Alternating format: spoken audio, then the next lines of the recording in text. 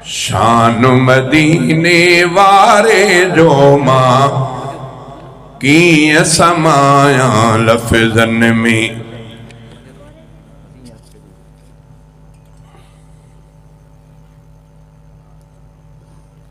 शान मदीने वारे जो मां कीअं समाया लफ़्ज़न में। मूंखे कहिड़ी ताक़त जो थे मूंखे कहिड़ी ताक़त जो थे मूंखां सारह अखरनि में। शान मदीने वारे जो मां कीअं समाया लफ़्ज़न में। हू त हबीब ख़ुदा जो आहे उन जी आ तारीफ़ वॾी। हू त हबीब ख़ुदा जो आहे उन जी आ तारीफ़ वॾी। उन जी सिक थी प्यार वधाए उन जी सिक थी प्यार वधाए। जोश वधे थो जज़्बन में। शान मदीने वारे जो मां कीअं समाया लफ़्ज़न में।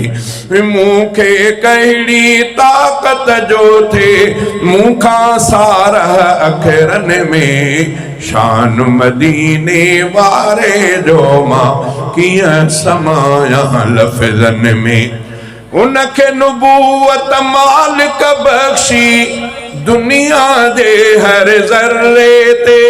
जंहिंखे नुबूवत मालिक बख़्शी दुनिया जे हर ज़र्रे ते। धरती छा आकाश बि आयो धरती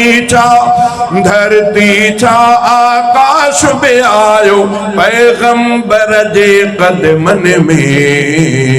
शान मदीने वारे जो मां कीअं समाया लफ़्ज़न में।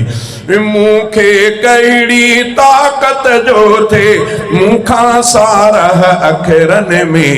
शान मदीने वारे जो मां कीअं समाया लफ़्ज़न में। हेठि तॾे ते वेही जंहिं इस्लाम पुॼायो हर पासे। हेठि तॾे ते वेही जंहिं इस्लाम पुॼायो हर पासे। ताक़त हूंदे सूंदे भी जंहिं ताक़त हूंदे सूंदे भी जंहिं कोन गुज़ारियो महलनि में। शान मदीने वारे जो मां कीअं समाया लफ़्ज़न में। मूंखे कहिड़ी ताक़त जो थे मूंखां सारह अखरनि में। शान मदीने वारे जो मां कीअं समाया लफ़्ज़न में। जेके जेके शामिल आहिनि सुहिणे सजण जे उम्मत में। जेके जेके शामिल आहिनि सुहिणे सजण जे उम्मत में। हा अहिड़नि माण्हुनि ख़ातिर हा अहिड़नि माण्हुनि ख़ातिर जन्नत आहे बख़्तन में। शान मदीने वारे जो मां कीअं समाया लफ़्ज़न में। कोशिश में तरफ़ीक़ में रोटी सईद अक्सर रहंदो आ। कोशिश में तरफ़ीक़ में रोटी सईद अक्सर रहंदो आ।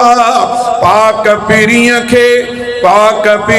खे साराहे थो पाक पीरीअ खे साराहे थो वाइन काफ़िन ग़ज़लनि में।